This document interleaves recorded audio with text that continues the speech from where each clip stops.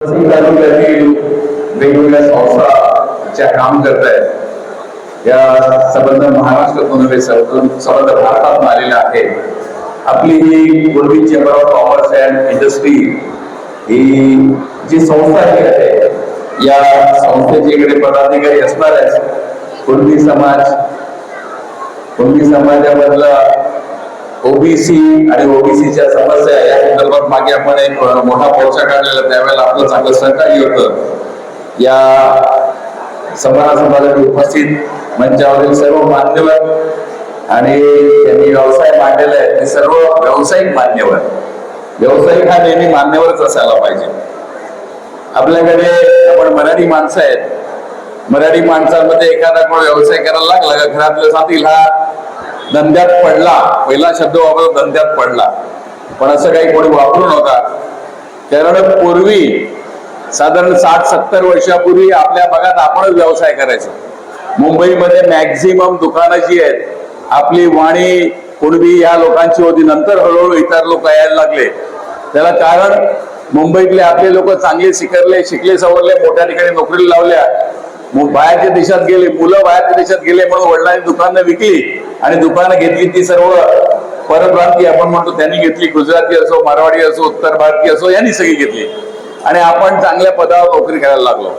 पण असं म्हणतात की माझा एक मित्र आहे, त्याच्या मित्राची बायको चायनीज आहे. तिला मी सांगितलं तू चांगली कारखानदार आहे, तू इथे आपल्या भारतात राहते तर काहीतरी सोशल वर्क कर. ते म्हणाले सोशल वर्क म्हणजे काय? शाळा बांधणं, हॉस्पिटल बांधणं, धर्मशाळा बांधणं हे तर आहेच, पण सर्वात मोठं सोशल वर्क म्हणजे हाताला काम देणं, मी व्यवसाय करणं. आणि ते मी करते. माझ्याकडे आज 1000 वर्कर आहेत, 1000 लोकांना मी काम देते. तसं जर आपण व्यावसायिक आणलो तर कमीत कमी 1-2 माणसाला आपण काम दिलं तर हे सर्वात मोठं सोशल वर्क असेल. त्यामुळे प्रत्येकाने असा विचार करायला पाहिजे की मी माझ्या पावलामध्ये काय व्यवसाय करू शकतो. शेतकरी आपण व्यावसायिकच आहे, पण शेतकऱ्यांची दुःख वेगळी आहेत. आपण कुणबी समाज म्हणजे मूळचा शेतकरी समाज. शेतीमालावर प्रक्रिया करण्याचा व्यवसाय आपण करू शकतो का याचा आपण विचार केला पाहिजे. याबरोबरच नव्याने डेव्हलप शहर आहेत, या शहरांमध्ये असे छोटे छोटे बाजार आपण लावलेत तर अशा छोट्या बाजारांची अशा छोट्या वस्तीमध्ये खूप आवश्यकता असते.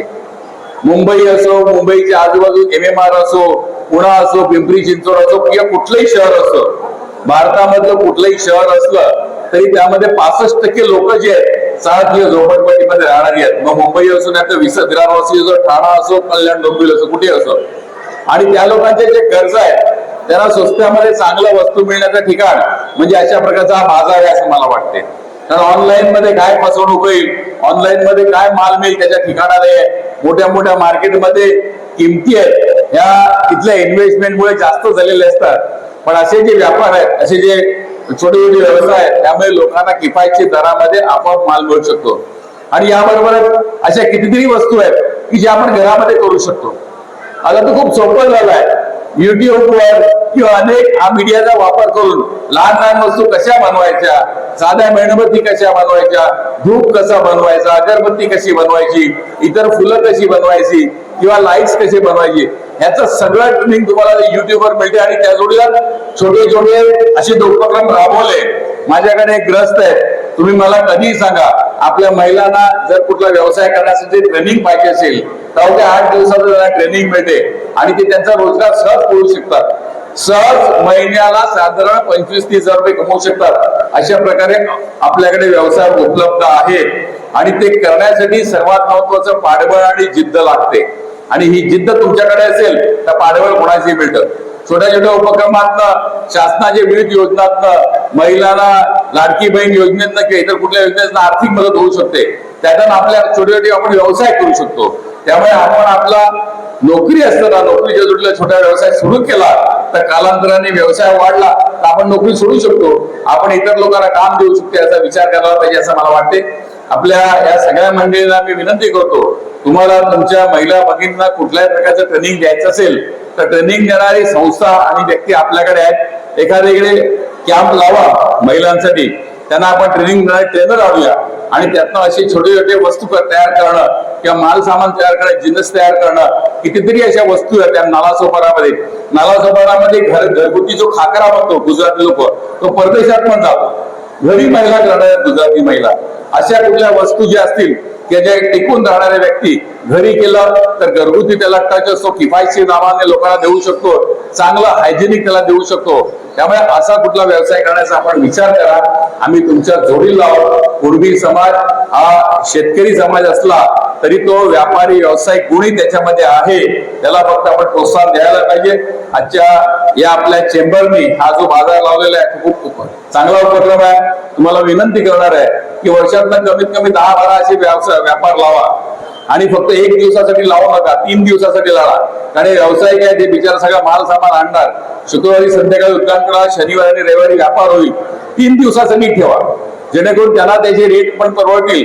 फक्त अशी वस्तू बघा की आता शाळेमध्ये काही शाळा शनिवार रविवार बंद असतात, शुक्रवारी संध्याकाळी त्याचं उद्घाटन केलं तर 2 दिवस राहू शकतात, जेणेकरून त्यांचा व्यापार पण होईल आणि आपण एक त्यांना चांगली जागा उपलब्ध करून दिली, चांगली संधी उपलब्ध करून दिली, याचा आपल्याला पुण्य लागेल आणि आपलं एक सोशल वर्क होईल असं मला वाटते. धन्यवाद, नमस्कार. आपण या मानाने सन्माने इथे मला बोलवलं त्याबद्दल मी आपल्याला धन्यवाद देतो आणि एक शब्द देतो की तुमच्या कुठल्याही उपक्रमामध्ये आम्ही आपल्या जोडीला आहे. ओबीसी महासंघ जे आहे, पालघर जिल्हा ओबीसी महासंघाचा मी अध्यक्ष आहे. ही ओबीसी संघटनेच्या मार्फत विविध उपक्रमामध्ये आमच्या बेहरेताई किंवा इथले जे कुणबी समाज आहेत ते मोर्चाला वगैरे नेहमी येतात. आपल्या मागण्यासाठी आपण आपला हक्क दाखवण्यासाठी म्हणून आपल्याला लढायला पाहिजे. ओबीसीच्या मागण्या ह्या मान्य झाल्या पाहिजेत, यासाठी आपण लढत करायला पाहिजे असं मी तुम्हाला विनंती करतो. मी परत एकदा आपल्या सगळ्यांना धन्यवाद देतो. नमस्कार, धन्यवाद. जय हिंद, जय महाराष्ट्र. तर मंडळी, KCCI या संस्थेचे अध्यक्ष सन्माननीय ठोंबरे साहेब आपल्यासोबत आहेत. तर ठोंबरे साहेबांना आपण विचारूया की आजचं हे 14वं प्रदर्शन आहे, तर आपल्या मंडळाबद्दल थोडीशी माहिती द्या आणि आपलं मंडळ कशासाठी कार्यरत आहे याबद्दल थोडीशी आपल्या सविस्तर माहिती द्या. नमस्कार. आजपर्यंत कुणबी चेंबर्स ऑफ कॉमर्स आणि इंडस्ट्री याच्या माध्यमातून 1800 आमचे रजिस्टर्ड मेंबर आहेत आणि त्यामधून आम्ही या 3 वर्षामध्ये 300 स्टॉल धारक उभं केलेले आहेत. ओके. समाजाचे छोटे मोठे जे उद्योजक आहेत त्यांना उभं कसं करावं ही संस्थेचं एक धोरण आहे आणि त्या माध्यमातून बरेचसे उद्योजक उभे होतात, बऱ्याच उद्योगात व्यवसाय मिळतो आणि बऱ्याच लोकांचा धंदा पण होतो. अशा लोकांनी आज हे आमचं इथं 5वं एक्झिबिशन आहे. या एक्झिबिशनला आज आम्हाला स्टॉल पण कमी पडले. इथं 75 स्टॉलची संख्या असताना देखील आम्हाला 85 स्टॉल आम्ही आज कसे तरी अरेंज केलेले आहेत. यापुढे आम्ही नालासोपाऱ्यामध्ये एखाद्या मैदानामध्ये मोठ्यात मोठा कसा उत्सव करता येईल अशा मते भेडे मॅडम असतील की इथले लोकल लोक आहेत किंवा इथले आमदार असतील का त्यांच्या माध्यमातून त्यांच्या सौजन्य बऱ्याच मोठ्या प्रकारे करायचं त्यांनी बरेच सगळे आले होते आज मान्यवर इकडे आणि त्यांनी आम्हाला कमिटमेंट केलं की तुम्ही आज चांगलं काम करताय, याच्यापुढे आमचं तुम्हाला फुल सहकार्य असेल. आणि आमच्या ह्या KCCच्या कार्यकारिणी अतिशय उत्तम असं नियोजनबद्ध प्रत्येक वेळेला काम करतात. त्या सर्व माझ्या कार्यकारिणीचा मनापासून धन्यवाद देतो. आणि ह्या कलबाटे साहेब आमचं आहे ते आणि बरेच 8 दिवसापासून एवढी मेहनत घेऊन बॅनरबाजी हे सगळं काम केलेलं आहे. त्यामुळे आज हे कार्यक्रम आपल्या सक्सेस दिसतो. याच्या पाठीमागे पण खूप काम करावं लागतं साहेब, एवढं दिसतं एवढं इझी नसतं. बरोबर आहे साहेब. त्या माध्यमातून हे सगळे माझे कार्यकारिणी मंडळी आहे चांगल्या प्रकारे काम करतात, त्यामुळे हे सक्सेस होतं. धन्यवाद. जय हिंद, जय महाराष्ट्र. साहेब, तुम्हाला पुढील वाटचालीसाठी शुभेच्छा. आणि यानंतर आपण नेक्स्ट प्रदर्शन कधी आणि कुठल्या ठिकाणी असं काय ठरवलं का आपण? साहेब, हे आमचं एक्झिबिशन 3 तारखेला होतं ऑगस्टला. आता 10 तारखेला पनवेल मध्ये आहे. ते पण ऑलरेडी आमचं हाऊसफुल झालं. आम्ही स्टॉल बुकिंग बंद केलेली आहे. ओके. आता याच्यापुढे आम्ही बरेच सगळे नियोजन आहे ते आम्हाला थोडक्यात तुम्हाला डेट आम्ही आमच्या माध्यमातून डिक्लेअर करू आणि तुम्हाला ते कळेल. धन्यवाद सर. नक्की. पुढील वाटचालीसाठी शुभेच्छा. आणि कलबाटे साहेबांचं देखील या ठिकाणी अभिनंदन केलं पाहिजे की एवढ्या मोठ्या प्रमाणात पाहू शकता. अजून 9 वाजेपर्यंत आहे हे पूर्ण प्रदर्शन. तरी देखील आपण पाहू शकता मोठ्या प्रमाणावरती गर्दी आहे, लोक खरेदी करत आहेत. आणि मराठी उद्योजकांसाठी एक चांगला असं मला वाटतं प्लॅटफॉर्म या ठिकाणी आपल्या KCCIच्या माध्यमातून उपलब्ध झालेला आहे. तर मंडळी, आजच्या या प्रदर्शन कार्यक्रमासाठी भेट देण्यासाठी आणि शुभेच्छा देण्यासाठी या ठिकाणी मॅडम आल्यात. तर मॅडमला आपण विचारूया की आजच्या कार्यक्रमाबद्दल आपलं मनोगत थोडक्यात व्यक्त करा. नमस्कार, मी सौ संगीता किशोर भेरे. आज KCCI आणि आमचे बंधू ठोंबरे साहेब आणि त्यांची टीम हे प्रत्येक वर्ष हे शिबिर लावत असतात.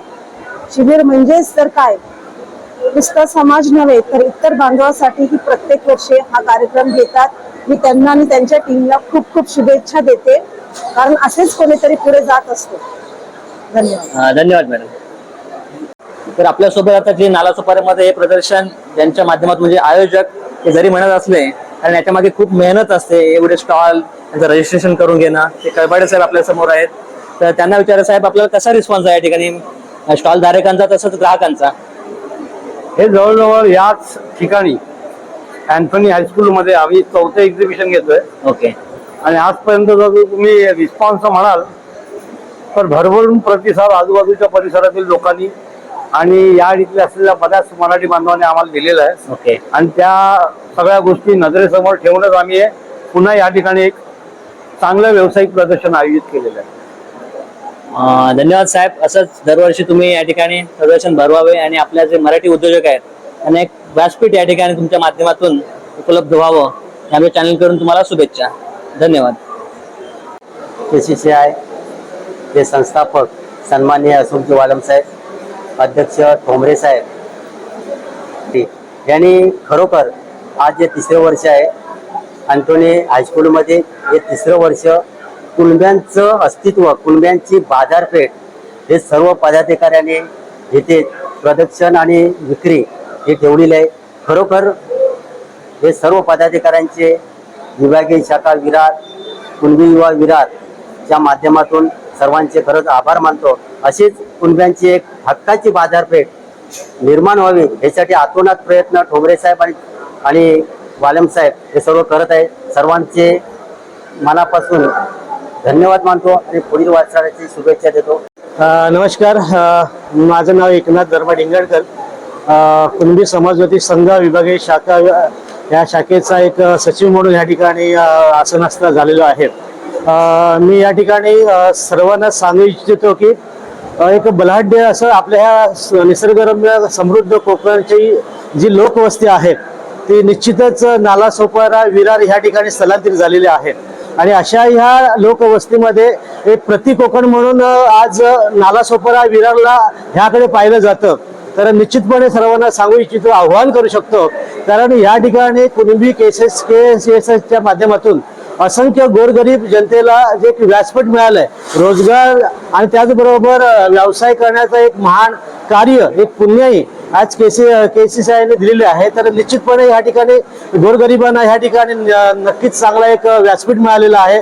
आणि खरं तळागाळातला हा कुणबी बांधव या नालासोपाऱ्यामध्ये वास्तव्य करतोय आणि त्यांना ह्या ठिकाणी आज बाजारपेठेमध्ये येऊन एक मनसोक्त असा खरेदी करण्याचा एक सुंदर असा एक मानस या ठिकाणी आज KCCI केलेला आहे. आणि अथांग मेहनत आपल्या समोर दिसते. आज कलबेटे साहेब असतील, आपले पदाधिकारी ठोंबरे साहेब असतील, या नालासोपाऱ्याच्या ह्या अथांग सागरामध्ये कुणबी बांधव जिथे जे वसलेला आहे अशा या लोकवस्तीमध्ये हा प्रचंड कुणबी समाजाचा समुदाय या ठिकाणी जमा करण्याचा जो मानस आहे तो कुणबी KCCIच्या माध्यमातून होतोय. आणि आम्ही कुणबी शाखा विरारच्या माध्यमातून जेवढं सहकार्य करण्याचं, जेवढं आमच्याकडे शक्ती आहे, तेवढं बळ आहे, ते निश्चितपणे या KCCIला आम्ही सुपूर्द करू. आणि निश्चितपणे ह्या पुढील सर्वांना पुन्हा एकदा या गणपती सणासाठी आपण आव्हान करू इच्छितो की या ठिकाणी आज गणपती सणासाठी लागणाऱ्या सर्व वस्तू आहेत. आज खऱ्या अर्थाने बघायला गेलात तर अनेक ठिकाणी बाजारपेठ फुललेल्या आहेत, परंतु आज नालासोपारा या सारख्या ठिकाणी हा बाजारपेठ निश्चितपणे फुललेला दिसतोय. आज ग्राहकांचे एक या ठिकाणी यश या ठिकाणी येत आहे आणि ग्राहकांना या ठिकाणी चांगल्या पद्धतीच्या वस्तू, गणपती उपयोगी असलेल्या सर्व या बाजारपेठेत असलेल्या वस्तू आज मनसोक्त खरेदी करताय. हा सर्व पुण्याचा साठा निश्चितच कुणबी समाजाला जातो. आणि या ठिकाणी कुणबी समाजाच्या वतीने पुन्हा एकदा आम्ही या बाजारपेठेला शुभेच्छा देतो, कुणबी KCCIला शुभेच्छा देतो आणि इथेच थांबतो. धन्यवाद.